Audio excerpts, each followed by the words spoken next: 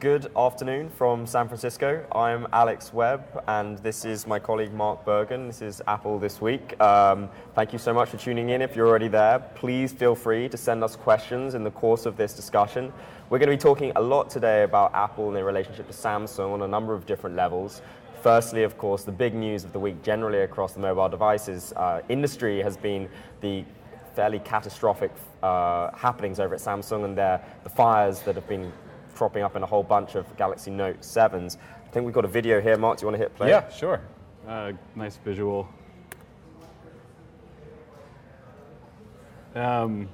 Shows some of the damage. Does not show some of the billions of dollars that was knocked off Samsung's market cap. This has been sort of a disaster for them on a global scale. So they recalled the Note 7, which is their kind of high-end big screen phone, which presents a lot of opportunities for Apple, right? I mean, you can talk a little bit about. Yeah, I mean, so I think Samsung said yesterday they're expecting their profit to be cut by $2.3 billion as a consequence. And that's the bottom line, frankly, the profit, clearly, not just revenue. So that's a big hit for them. And yeah, the Note 7 was their flagship high-end device, competing directly with the iPhone. So it seems to be, a space which Apple could potentially fill. The question I think is interesting. Mark, clearly you write a lot about Google. If it might be creating opportunities for Apple, but then how do you evaluate the Google situation here? Right, because last week Google put out Pixel, which was their first manufactured phone. They're controlling every bit of the parts, and it's also a high-priced phone, a similar size. So it does create some avenues where, especially if you're an Android user, you're more comfortable in Android, you might switch over to Google. Pixel's a very new brand, does not spend as much. Right now, Google's marketing budget probably won't get anywhere near what Samsung does globally. So I think that to someone like Huawei, Xiaomi, LG, right. Some of the Chinese brands that are doing really well will probably have a better chance here. I do think actually it's a mixed bag for Google because they have more opportunity with the Pixel, but Samsung is their biggest Android manufacturer right now. That's they're probably very worried about a lot of people leaving Android and going to Apple. I mean, clearly the exposure that Samsung has to any one device is probably less in relative terms than it would be at Apple, for example, where the iPhone accounts for almost 2/3 of their revenue. At Samsung, I was digging up some numbers on the Bloomberg terminal. Their entire mobile handset revenue is about $88 billion of their $177 billion total, so it's about 45%. Within that, of course, then the Note 7 is a yet smaller percentage. Right. So, but then, of course, there is still the risk that the brand damage carries over into their other devices. You and I know, and I'm sure that a lot of people out there know, that it is just this one particular device. But there might also be consumers who are like, "Oh, Samsung phones are exploding," and they don't recognize Samsung washing machines, Samsung fridges, right? I mean, Samsung, And last week, I think their earnings came out. They actually beat the numbers. They did pretty well. Some of their semiconductor business is going pretty strong. But they're also looking in the consumer side. They're trying to do wearables. They're expanding into a lot more devices, to Internet of Things and connected devices. And this probably will hurt them there, right? Maybe as consumers immediately associate Samsung with explosion. It's certainly not good. I mean, one of the things that is interesting is, as you say, like the risk of Android losing FaceTime with customers in terms of the device they're using. Right. It's still quite hard to port all your data from one device to another. I know Google's tried to make that easier in the direction towards people switching from iPhones to Androids. But I think that is then clearly the risk for Google. They lose that customer relationship somehow. Right, and also kind of, you said earlier, it just demonstrates that Apple has a really tight control over their supply chain. And that's something that Google's been really envious of, and I know a lot of other handset makers. Another big news this week is also Apple and Samsung have had this long, drawn-out patent case. There was a ruling yesterday that said that might even evaluated. That said that this could even draw out longer. Yeah, I mean it's. Frankly, I'd forgotten about the smartphone intellectual property wars, and I was reminded yesterday they're not yet over, but they're potentially in the death throes, the end of these wars. There was a fine imposed on Samsung for copying Apple's design property, essentially, and the $399 million award, which Samsung was supposed to pay to Apple, had been appealed by Samsung, and it went to the Supreme Court yesterday. The hearing was in Washington, and question really is whether the thing that Apple is disputing, or Samsung is disputing, is whether the fact that they might have copied some of the design attributes of the iPhone, does that mean they have to pay all of the profits they got from these phones to Apple? And that's essentially what the financial award was to begin with. They're disputing that. There was an interesting comment from Justice Samuel Alito, who said that nobody buys a car, even a Beetle, just because they like the way it looks. So, if it is ultimately decided by the Supreme Court that a similarity to in design renders all of the profit attributable then to the original designer, well, that could open a can of worms, is the argument being made by Google and Facebook and others. Yeah, so Google, Facebook, eBay, HP have all put in documents in the case saying that a victory for Apple would not be good for them. It would not be good for kind of the tech industry at large. It does seem like reading it through, the justices were sort of didn't really know what to do with a smartphone as a product, right? Yeah. Like it's not pretty clear cut. It's not even. It's not. What was there was some quote. It's like it's not like carpeting or something, right? Like it's not one product, it's a much more complex thing, and Apple can't take credit for everything. And clearly the levels of secrecy that they have doesn't help either, because it's hard then to see, people don't want to be too open about what exactly their intellectual property is and what is the secrets or what are the secrets under the hood of how this stuff works. What do you think is the implication for Apple if they lose, or if they don't get everything they want? I don't think it's the end of the world. And one of the things that our colleagues, Greg Storr and Susan Decker, made when they were previewing this case on Monday is that, frankly, Apple and Google have both got far bigger fish to fry at the moment. Apple's got its whole tax imbroglio in Europe, and Samsung, of course, has the exploding phones that they're having to deal with. So I'm not sure it's at the top of their list of priorities at the moment. We have got some questions actually. Firstly, how bad is the Note 7 crisis for Samsung's brand? If you do have, maybe if you're just tuning in, we should reintroduce ourselves. I'm Alex Webb from Bloomberg's tech team, and maybe Mark. Yep, Mark Bergen, also with Bloomberg tech team, filling in for other Mark. And so then the question is, how bad is this for Samsung's brand, and can they recover in the long term? I don't know what your thoughts might be on that. I think they could recover. I think it's really bad. Yeah. It's interesting to me. I'm really curious to see how they respond to this. Samsung has been, especially globally in the U.S., they're one of the biggest marketing budgets, right? There's an argument that they sort of rivaled Apple because they just spent so much money on marketing, which is something that Apple's never really had to do. So they clearly have the channels. They can go out and kind of treat this as like a PR disaster and do kind of the typical crisis management there. Yeah. I think that in some ways that Huawei has been someone, certainly in China, that's competed with Samsung, Xiaomi a little bit, although Xiaomi has suffered. I think there hasn't really been a strong Android handset maker and anyone besides Apple. And I think Google maybe in 2 or 3 years with the Pixel, but I don't see Google immediately coming out this year. Right. So in some frankly, ways, Google doesn't have the sales channels at the moment. Exactly. It's only in Verizon stores, and they don't have their own shops as Apple does. So that's something they've yet to build out and really go stratospheric. So Samsung clearly is still a massive presence, and they've kind of been around for a long time, and they've been able to recover from previous crises. And another question is, the talk that Samsung was trying to beat Apple to market, so they rushed to get the phone out, whether that caused the problem. I think our colleagues in South Korea wrote a story on this piece. It was actually the likes of Oppo and Huawei in China had been pretty good, and they got their phones out earlier this year. I think there probably was a race to market to ensure that Samsung had a competing product, particularly because the perception, even leading into the iPhone 7 launch, was that it would only really have incremental improvements on the previous generation. So that clearly creates an opportunity for competitors to let's try and come out with a blockbuster product, steal some market share, while Apple's sort of in a down cycle almost. There are some improvements in the iPhone 7, but everybody's really expecting the blockbuster upgrades to come next year in the iPhone 8. And so that's probably why they might have rushed. Yeah, certainly. And I think that we had another earlier story that came out later, that said Samsung kind of initially, when they did testing on this, they couldn't find any of similar. They couldn't kind of replicate the explosion. They thought it was a battery issue. Clearly, it was a lot larger than that. There's a lot of suspicion. I guess in Korea, there's been the management issues there, right? They're kind of sort of waiting for the Air to take over, and they've had a lot of mobile heads kind of come in and out over the years.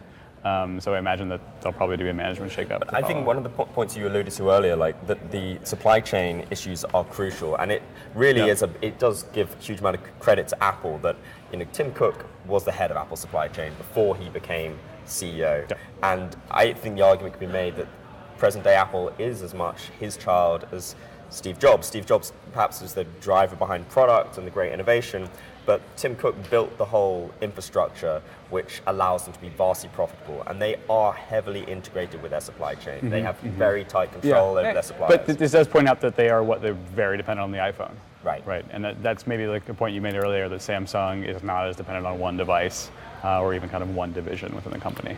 We have a question coming in. What about Android? How is Google affected by all of this? We did tackle this a little bit just now.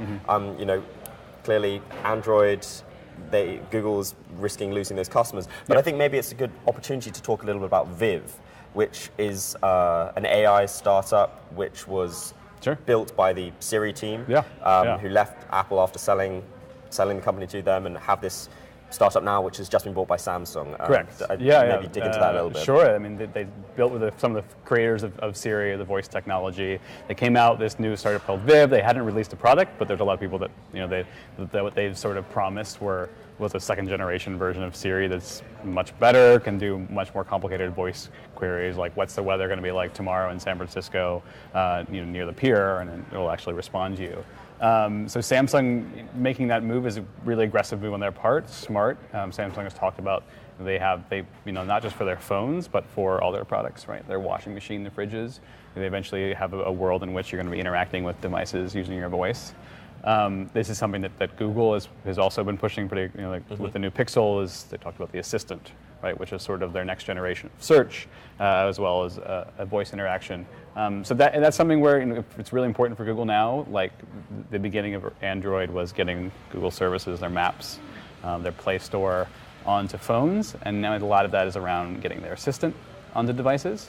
So it was an interesting move from Samsung. That there's been tension between Google and Samsung for years. I interpreted that as sort of, this is Samsung saying, no, we're doing this, we're going to try this our own way. They tried this previously with Tizen, which is their own proprietary software, hasn't really gone anywhere. I thought it was quite sort of opportune, the timing in some ways, because at the start of the week we have Google introducing the Pixel phone, which seems like a real jab at Samsung in some ways, because Google provides the software, Samsung does the hardware piece. Now Google's getting into the hardware piece, and then a couple of days later we see Samsung getting into the software piece. Right. But I'm sure Google's not very happy about seeing Samsung's phones explode. I think for a long time now, Google has been really frustrated with the kind of fragmentation of Android, where you have everything from really expensive Samsung devices to incredibly cheap devices in the emerging market. They can't, like what Apple can do is, they turn on a new software update, and almost all the new iPhones have those. We have a really small percentage of Android phones that are running Google's latest software.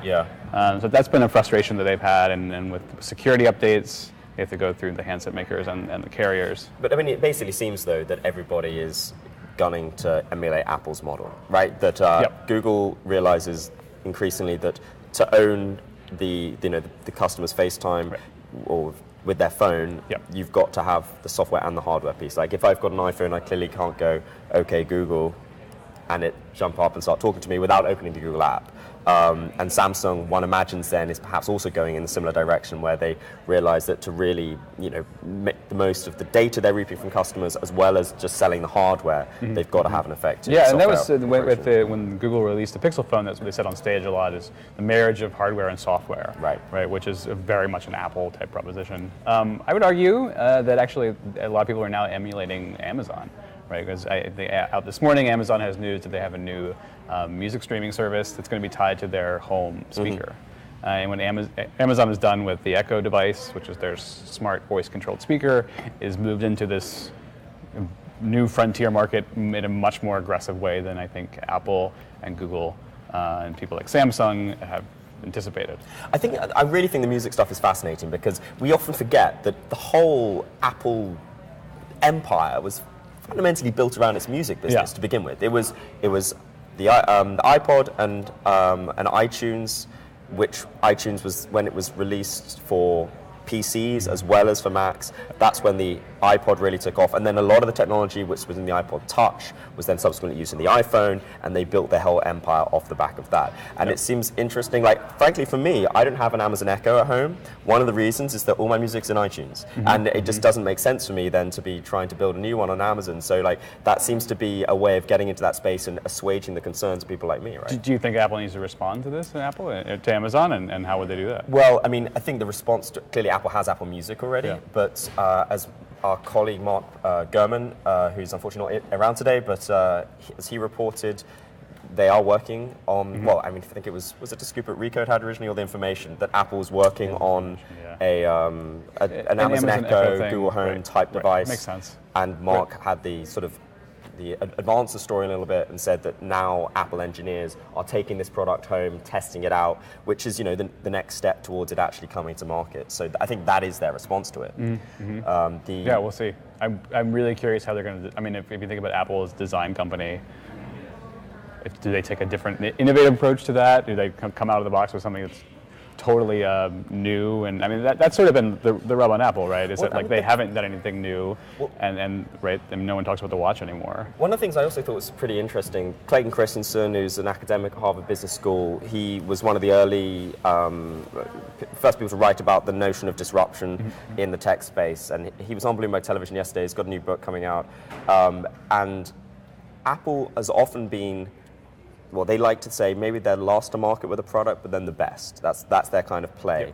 Yep. Now, one of the points that Clayton Christensen makes is that big, complex companies have very long capital allocation processes. So if you or I have an idea and we want to invest 10 million in a new product or product idea, at a big company, you've got to go 4 layers up in the management and then 4 layers down again to get the money. If you're at a startup, you just walk next door, knock on the CEO's door, and he says, right, here's the money. He might not have 10 million, but anyway, it's a lot faster. Now, Google, of course, has changed its structure. It has now the Alphabet holding organization. And I thought this was really interesting with the Pixel phone. It took a year to turn that thing around, right? From inception, the idea, all the way through to it coming to market was about a year. And that seems incredibly rapid. Admittedly, they don't have to build out the supply chain that Apple has because they're not coming to market with 40 million phones straight out the gate. But I think there was a certain amount, there's questions about whether Apple can learn from that. Then re-relating it back to Samsung, you know, if you come too fast, then you do risk having problems as well. So yeah, and I mean, Samsung's kind of conglomerate structure, I have no idea how that's really organized and real insight. And with that, I mean, for Google, you know, it came after the Alphabet reorg, but the phone team was part of Google proper. It's Google the company. It's not one of their other bets. I do think that's been a huge issue for them, right? And that was part of the driving force behind the Alphabet was they wanted to behave more like a startup. They couldn't ship products, and they've been kind of like spaghetti at the wall. So it is impressive internally that they were able to focus that hardware group that was doing everything from kind of modular phones to Google Glass. And all these sorts of a clear focus. Yeah, I'm curious. I mean, that sort of. Do you see? How do you imagine Apple would reorganize? It's clearly very hard to know. I mean, even if Apple were to reorganize along that basis, they might not even tell anyone, right? You know, they might not tell their employees either. Exactly. Well, possibly. You know, they're very, very secretive. So it's hard to cast aspersions about Apple's processes internally. But you know, they are often the last to market with a product. And as we said, often the product is very good, but it isn't the first one coming out there really changing the game necessarily.